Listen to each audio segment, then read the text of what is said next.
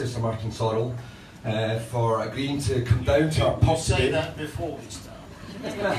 You may not say that after. Okay, thanks in advance to Sir Martin for coming down here today. And actually, I just wanted to sort of bring perspective how special this is. This is probably, I think this is your first sort of public sort of discussion since leaving WPP. I think there's been a lot of public discussion. So I think you're on wobbly ground now, so be careful. Well, anyway, it's special, guys, and I really wanted to thank him and also thank you guys for your support coming as well. So without further ado, can I now introduce Stephen Lickpatak, the Drum's amazing editor, who's going to conduct this fireside chat. Stephen. Thank you, I'll take it right. Cheers, boss. Sir Martin Sorrell. Good. Welcome to the Drum. Welcome to the Drum. I can say this before we start. May I say it at the end of it? If you're speaking to me at the end of it, okay, fine. I can't decide if I've done my job with you, alright? Okay, fine. So months ago you agreed to do this. A lot has happened. How long ago? No, it was actually I agreed to do it. I think after significant events, didn't I? We can discuss. Yeah. But it was around about April time. Yeah. So a lot has happened since then. So I appreciate that you've stuck to your words. It's very good to have you here. Okay. I want to in Glaswegian surroundings. It's Irish. It's Irish. Everyone I know, always but thinks it we're sort of resonates of Glasgow too, doesn't it? It's Scottish for this week. Nobody's drunk enough for resonate with Glasgow yet. Right. We'll see how we go. So I'm going to kick off. Let's just start with the one question that everyone wants to ask you. You ready? Yes. How was the royal wedding? I've been waiting for weeks to ask. It was a wonderful event. It was a wonderful event. You enjoyed it? Yes, enormously. Okay. As I'm sure everybody else did too. Yeah, it was great fun. Can you hear that? Yes. Okay, fine. Did that come all the way from outside? As did that. Okay, so as you say, significant events have happened. So I want to check with. I could take your iPad from you. You could, but I could repeat the first all time the we met. questions. Do you remember the first time we met? No. I was standing behind an iPad the entire time, and you couldn't recognise me by the look of Okay. it. You stuck it in front of you. It was a total disaster. So you've dealt with a lot. Can I ask, how do you plan to deal with a lot of the allegations you've faced? What is the next stage? You use the plural word allegations. Allegation. Yeah. Sorry. Okay. So, well, you know the situation that I'm Very well. I haven't signed an NDA to be technical. Yeah. I've signed a confidentiality agreement. But all I would say is everything is on the record. Spokesperson for me has made it quite clear what my view is on the allegation, or indeed any of the scurrilous and salacious stuff that has been thrown around. It is quite extraordinary. I mean, one of the things we did have, I should explain to the audience, we did have a preparatory meeting. So Stephen did warn me about some of the things that may be coming down the road. And one of the things he asked me was, what did I think of the press and press coverage? And I think it's typified. I saw something I saw this morning actually, which is even more fanciful. And we had some pretty fanciful stuff as to what may or may not have happened. But the most fanciful is that I'm now a whistleblower for the FBI, which is the latest thing to come to you from the House of Press. So I think, without going into everything that has been said, printed, talked about, that is just another example of how ridiculous the sort of press frenzy around this has been. The only other observation I'll make is that I do think that what has happened could have come out significantly differently, and I'll just leave it at that. That there are other courses of action that were open to the company, WPP, which they did not take, which I think would have been far more constructive. And the most damaging thing that happened during the course of those events, which there's been a little bit of focus on, but no significant focus on, was the leak over the Easter weekend at the very top of the company, and to which, to my knowledge, there has been no investigation whatsoever. Now, the company is at pains, and has been at pains recently to say that every employee is treated equally. with which the fundamental principle of which I totally agree, but I would disagree violently with that premise. Not every employee has been treated equally. And in the case of what happened around the events of April the 14th, my stepping down as CEO of WPP, there has been no investigation to my knowledge of how, why, and what the leak consisted of, and I think that is a fundamental problem. Will you be requesting one, or do you expect one? I have requested And other a reports, considerable time ago. and other reports.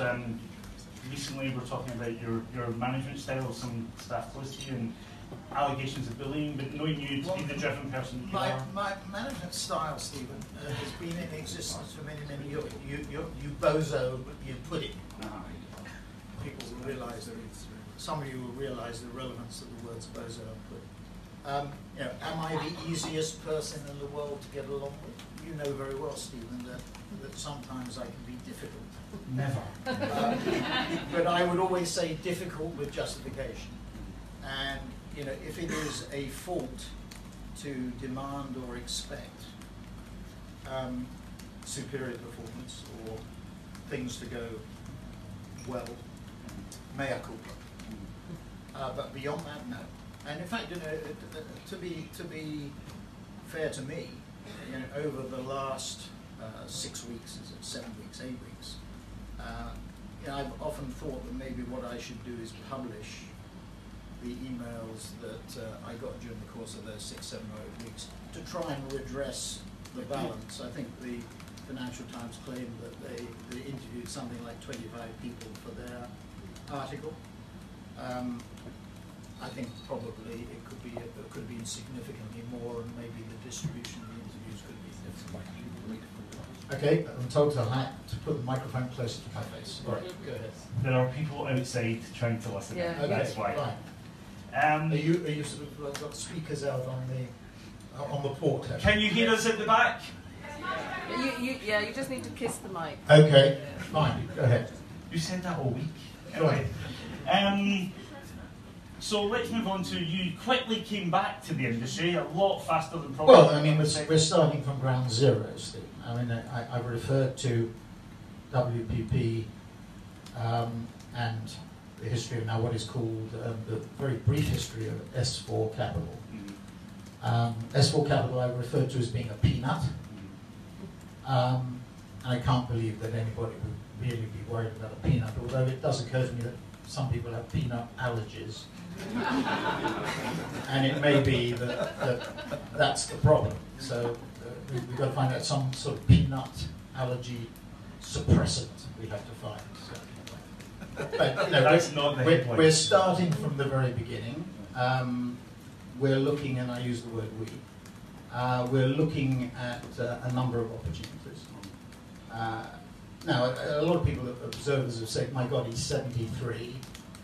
And I would agree, I haven't got another 33 years in me. I'm looking at it really at the next 7 years. And then depending on my physical and mental condition, in 7 years' time or 5 years' time, I'll make a decision about another cycle, let's call it, which is written into the documents that are already public. So we're looking at a number of opportunities in what I would call new era, new age. That is not a condemnation, as some people have suggested, of what we've been doing at WPP for the last 33 years, or indeed what WPP will be doing for the next 33 years. It's just a realization and an acknowledgement that the business has changed and that life has changed. And when I look at some of the stuff that I only got to Cannes last night, but when I look at some of the stuff that emanates from Cannes on television, online, commentary, I still sort of get the feeling that we in our industry tend to be stuck in the past rather than looking at the future. And it's obvious from what you see here and elsewhere that there are very significant changes that we have to take notice of and develop. So the structure of S4 Capital will be totally different, certainly in conception, to anything that we saw at WPP, although WPP is moving towards that territory. I would just make the point that I don't think any of the 6 holding companies, I don't like calling them holding companies, but for want of a better phrase, that all of the 6 holding companies are moving in exactly the same direction. There is no real difference. There may appear to be, and it may be exacerbated by editors such as you, Stephen, as to whether there is difference, because you want, to create some ink and some controversy and sell some papers, not newspapers anymore, but some online and offline journalism. You would point out that there is no difference. So if I look at Omnicom, for example, the 2nd largest holding company, it is moving, I think, in the same direction as WPP, but not as fast as WPP. If I look at Publicis, which is the third, I'm moving faster to and the destination is one firm, to a fully integrated firm, because I think that's what clients are looking for. I don't know whether we have anybody here from Procter & Gamble, but to my mind, what happened at Procter & Gamble a few weeks ago was instructive and interesting in the sense that 3 holding companies, Mark Pritchard and category management, as I understand it, Procter & Gamble, suggested that 3 holding companies jointly form an agency. One, an office in New York, a Publicis office in New York, employing resources, integrating resources from not only Publicis, there were creative and sales resources, but also from PR resources, public relations resources at Omnicom, and creative resources from WPP through Gray. So there was one office in New York, as I understand it. There will be a Publicis office embodying those 3 groups. In Cincinnati, there will be a Gray office, a WPP office, which similarly embodies 3 sets of resources in Cincinnati, again from Omnicom, from Publicis, WPP. That, to my mind, is probably the most extreme example. I think we, in our industry, being attached to agencies, thinking our agency brands are the most important, and to us they are. But what it signifies is that clients want the best people working on their business. And this is probably the most extreme example. Some people look at that and say it won't work. Some people look at it and say it will work. Now, if I'm the client and I'm paying X million to those 3 holding companies in the category in which I'm operating, what do I really want? I want the very best people from those 3 sets of resources working on my business in total harmony, probably co-located with my resources as a client, so fully integrated and working together, finishing each other's sentences, thinking about, really working for, in that case, P&G. There are other models. I mean, at WPP, for example, over the years, the GTB model at Ford, or the Red Fuse model at Colgate, in my view, were and still are probably the most sophisticated models in terms of one client integrated approaches. These models, even when they're as integrated and well developed as those, have to develop still further. Right? And I think there are a sort of set of issues. I've gone too long about it because we have limited time, but let me just say this. I don't see you getting anxious and twitching. You want to go on to your next question. Yeah. But there is a downside of these models. And one is that it becomes too well resourced, too influential, and maybe in a sense almost too powerful. And at various points in time, the balance has to be redressed, and the client tries to redress the relationship between the client and the agency. So it's always a question of balance. But come back to the holding company. Publicis moved, great narrative. Arthur Sadoun and Maurice, who is still there, he's not gone. The 2 of them have a very good narrative. The question is, can they deliver? I would say Dentsu is probably of the 6, probably positioned the best. They may or may not like that accolade, but because they're heavily digital, data, and media orientated. Merkle was a great company, a company that we at WPP tried to acquire, but we thought pricing was at nosebleed territory, and Dentsu came in over the top and bought the whole company instead of 40%, which is what the RFP was about. But they did, it's a great company, and I think has given them a great positioning, but at great cost. Some issues around sort of Japanese gaijin coordination, let me say, or integration. And then IPG has done a great job from a pretty tough position, still has a way to go. But in the consolidation stakes, it's still, from my point of view, moving in the same direction towards one firm, but maybe not as rapidly as Publicis or even maybe WPP. And then finally, Havas, with the village concept, now part of Vivendi. And what people forget is that Vivendi now, in market cap terms, market capitalization terms, is the biggest of the six. It is the smallest agency of the six. I'm going to put my session with Ken Aletta tomorrow, where I think I'm meant to be interviewing Ken Aletta, but according to the press, he's interviewing me. But we'll find out more about that tomorrow. But he places Horizon, interestingly, it's one of the mistakes in the book. He places Horizon as in the top six, and he quotes Horizon's billings number against, as opposed to their revenue number.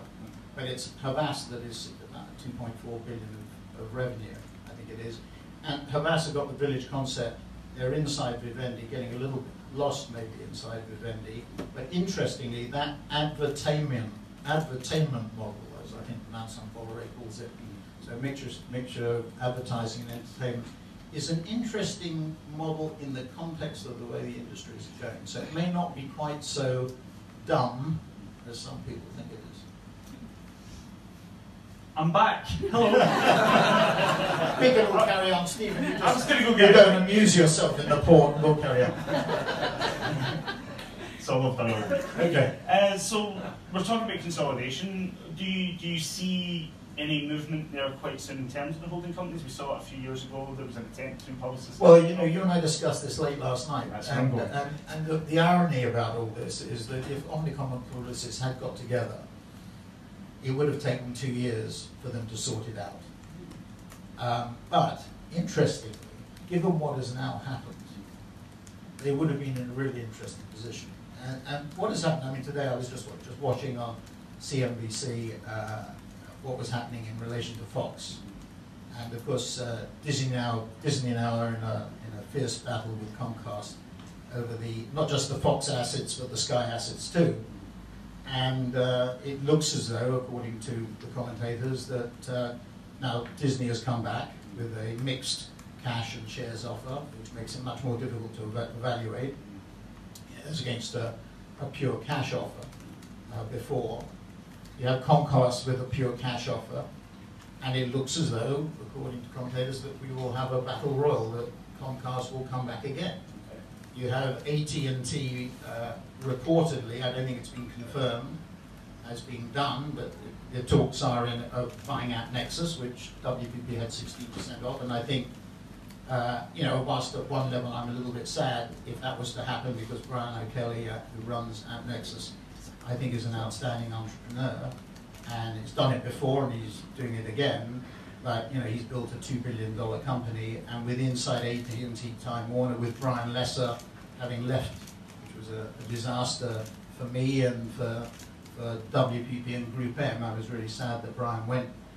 I can understand that why Randall wanted to hire him, but of course with the Time Warner confirmation, it now means that clearly that AT&T is building an advertising platform, and they're going to use Nexus as the competitor to what was Atlas, which is now inside, defenestrated inside Facebook, and of course DoubleClick.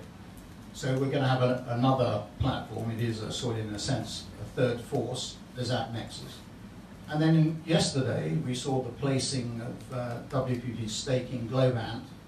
Globant, not a company that's been known widely, but an outstanding. In my view, that's whilst I agree that if Nexus was to happen, that would be inevitable from WPP. But I think it's a significant mistake on WPP's part to have placed the stake in Globant. I think Globant is an outstanding company. Its origins were in Buenos Aires. I met the principals, Martin Lagoya and his colleagues, in Uruguay, actually, first many, many years ago. And they built what is forecast to be a $500 million digital disruption business, which competes head-to-head with Accenture, head-to-head with Deloitte, and head-to-head with Sapient, and indeed others. And in my view, outdistances all of the above, has very strong client list. And to my mind, WPP needs more of the Globants, not less. It was an investment that we took at $11 a share, and if the placing price would probably be around $55 a share. It's before Globant went public. But Globant is a force, and it is one of the few digital disruption forces that can compete with the consultancies on a head-to-head and even basis. So I think there's some really interesting things happening.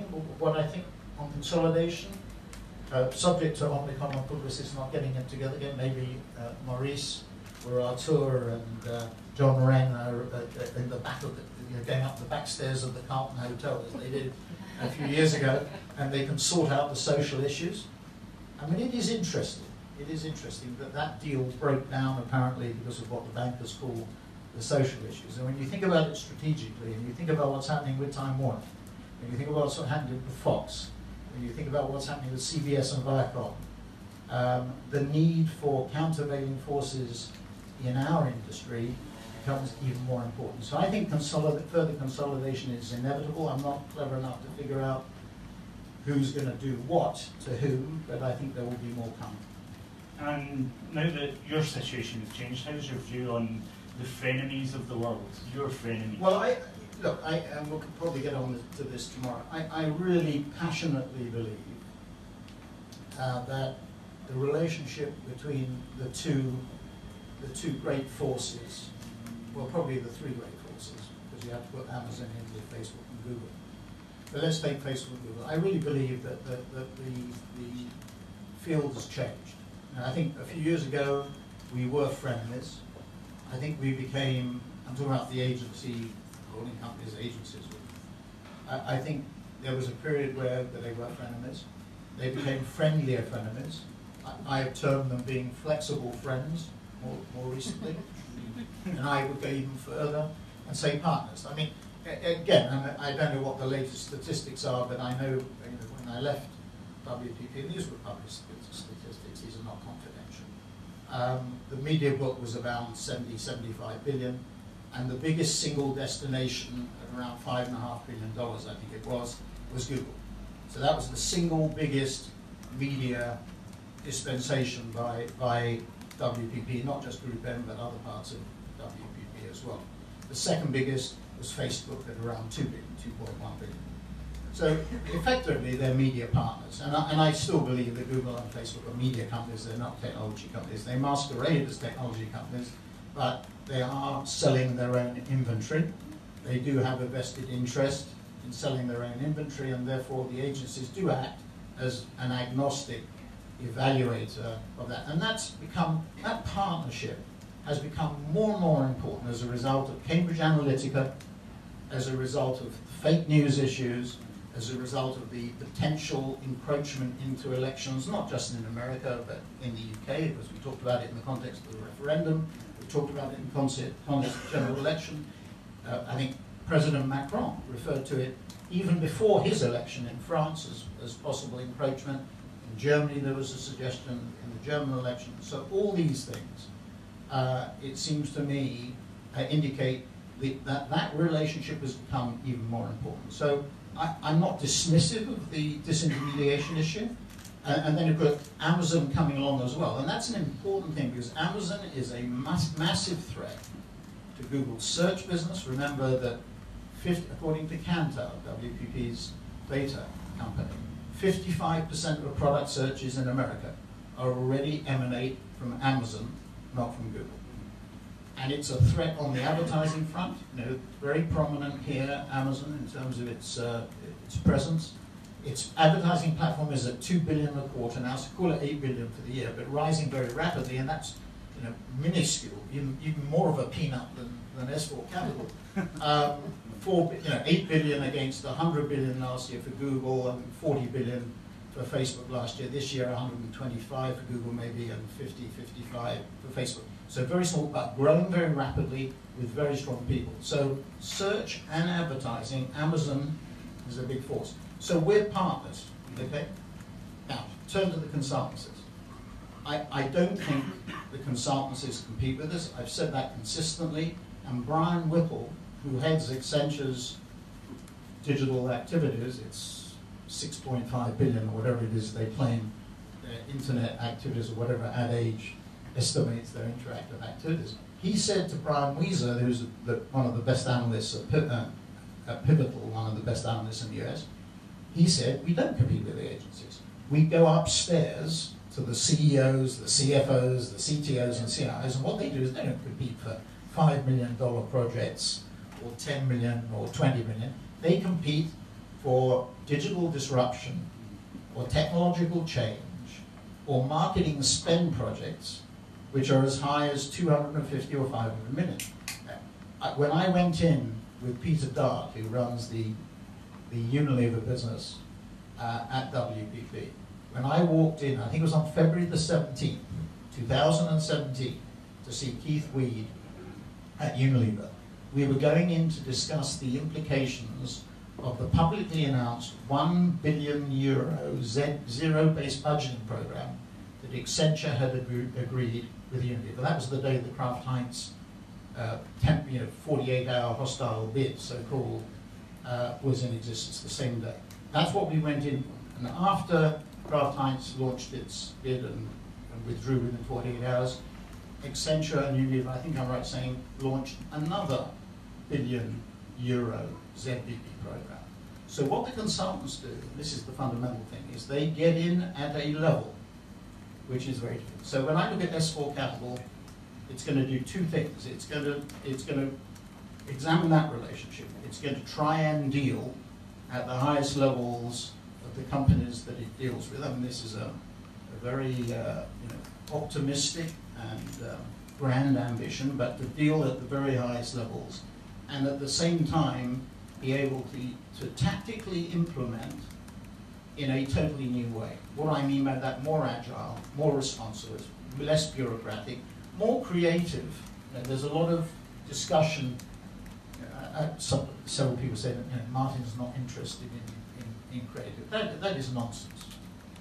I'm interested, for example, in data making creative more effective. The same day, I think that John Hegarty, who I didn't call a dinosaur, I think that is he's far from a dinosaur. And I agree with the sentiment. But the same day he was saying how important big ideas and creative it is, McKinsey issue, and I'm not saying they're the paragon of virtue, but McKinsey issue a survey that says those CMOs that use data effectively in their marketing programs double their effectiveness. And I think that's the thing. So it's using creativity in the broadest possible sense, not in the purely burn-back Ogilvy tradition, but using what they said. And David Ogilvy, actually, if you read his books, he spotted the rise, really, of digital, of one-to-one communications, if you put it that way before anybody else. And in those days, it was called Ogilvy Direct. And philosophically, and from a vision point of view, he understood way back, 60, 70, 80 years ago, he understood the way the industry was going. So it's co-location, it's global and local, it's being able to deal with the rise of the local brands, which in an era of tariff and disruption of trade and globalization will become more important. Being able to compete with millennial brands on a head-to-head basis and leverage the existing brands, for example, packaged goods companies, in more and more effective ways. So these new models that people talk about, these new business plans are really important. And what do you make of Alibaba coming into? Well, look, the big five. So it's Apple, which probably will be the first $1 trillion company on the planet. Microsoft, I think, is number 2 at the moment. Amazon, in market cap terms, Amazon is number 3, and then you have Google and Facebook. Facebook, I just have to point out, has recovered all the market cap that it lost as a result of Cambridge Analytica. So I'm not saying that they haven't altered their stance, but those five are all $500 billion plus companies. Alibaba and Tencent are also $500 billion. So the big seven, what I call the seven sisters, and I call them deliberately because I think there are analogies to the seven sisters, the energy companies, the oil companies, Rockefeller days. And there is an analogy between John D. Rockefeller and Jeff Bezos.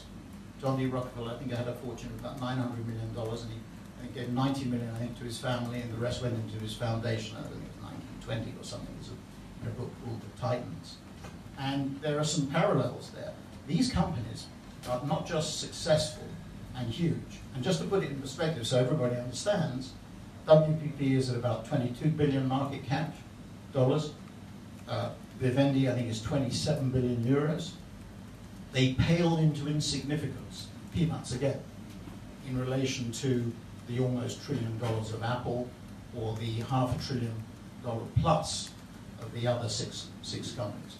And this is the issue. I think that there are some analogies here, and maybe we'll get into tomorrow with Ken Arletta, whether we're going to see a period of regulation, because I don't see anything stopping Amazon. I mean, if people say to me, Jeff Bezos' philosophy seems to be, your margin is my opportunity. And I just see that as almost an unstoppable force, because from a consumer point of view, he can claim with great justification that he is providing goods and services and disintermediating supply chains that historically were not as efficient, cost efficient as they should be. So what I think we're going into, and we see this particularly in Europe, is a phase where the regulators are catching up with technology and are going to exert greater and greater influence. We have two more decisions to come down from Vestager against Google, one on Android and one in another area. So we have to see what attitude the regulators have. So that's an area where I think there's going to be a lot of interest as well. The reason why I ask that about that is you've spent an awful lot of time and energy Yeah. in Asia, Yeah, in doing China. WPP. Well, I do think it's a really interesting question. I do think there is time for a new model in China. I was with a Chinese delegation in London 2 nights ago, and we had a very interesting conversation about what I call phase 2. Now, the Chinese companies, I mean, you take WPP, it's what, 16,000 people, it's its 3rd largest market, and I was there. The revenue, these are all public numbers, not breaking any confidentiality. 1.6, 1.7 billion of revenues, including associates, 16,000 people, 3rd largest market, a 15 share of the Chinese market. The multinationals, the client multinationals, had initial surges of organic and growth by acquisition in China, and then it peaked. And in the last 3 or 4 years, what we've seen is the rise of the local companies, not just millennial-driven companies, influence-driven companies, or social, or search, or e-commerce-driven, but driven local companies, Xiaomi, Alibaba, Tencent, obviously, Huawei.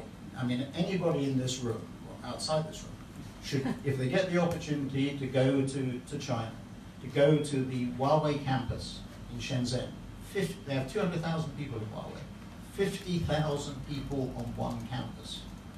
And you know this thing, we in the West say the Chinese steal technology. We used to say the same thing about the South Koreans and the Japanese and indeed the Hong Kong Chinese. And it may have been the case historically, but it isn't the case now. In blockchain technology, there's a company called Bitmain, which is run by a mid-20-year-old, I think late 20-year-old Chinese engineer who's just learned English, who is it's described to me as the Intel of the Bitcoin industry. We are seeing significant technological changes in China, which, much to our chagrin, may well surpass what we think is happening in Silicon Valley or indeed anywhere else in the West. And this is a really, really big issue. So, with that as background, I think there is a phase 2 for Chinese companies where you become much more local. You have to ensure that the business is run by Chinese nationals, not by foreigners. The days of people dipping in for 2 or 3 years or 4 years, you know, as a training ground, in my view, have gone. China, what we're witnessing between Trump and Xi and the trade war or trade tiff, however you describe it, is a battle between the G2 for world domination, which is going to be the most successful economy in the world. That's fundamentally what I think it's about. And the other thing to remember is India will become the most populous country on the planet. It will be a bigger country than China. And the law of averages, if you have 300 million people and you're up against a country with 1.3 or 1.4 billion, and if the intelligence is averagely distributed, which it is, you don't have much chance. So I would say cooperate, think deeply about the structures, and I think much more localized structures are going to become fundamentally important in these markets. This market's going to dominate. We have pretty much run out of time, so I'm Thank asking God for that. one more question. Thank God for that. Do you not want a pint or anything before you go? No? No. Silly enough. So, last question. I've asked you this before, but I'm sure you'll give me a different answer this time. Succession at WPP. Yeah. What's your prediction now? What should it be? Well, I still own 2% of WPP. I don't sell a share. So I'm talking as a share owner, as we call it. No, the succession plan at WPP, nobody believed there was a succession plan. You included, Steve. But you know, for the last, I would say, 8, 9, 10 years, and we could go back and maybe document that, there has been a succession plan, and it was planned on the basis, you know, hit by the bus, which I guess I was. Or shot, 2 to 3 years, 3 to 4 years. And obviously the people who could do that either immediately or in 2 to 3 years or 4 to 5 years would be different. The plan was for Mark Reed and Andrew Scott to be joint CEOs. So if you're asking me for my view, I think if it's an internal solution, and the executive chairman is now a popular title. I'm an executive chairman as well now. The executive chairman of WPP said that he wanted continuity and stability. That seems to me to signal an internal. I mean, you're not going to get continuity and stability if you go to the outside. So let's assume it's internal.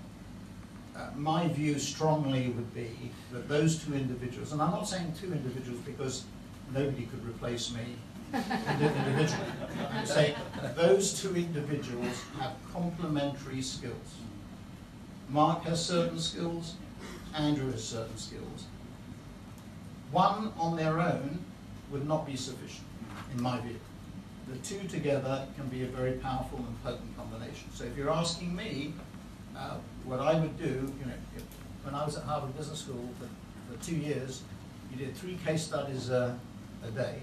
And the question at every case study was, what should the chairman do and why?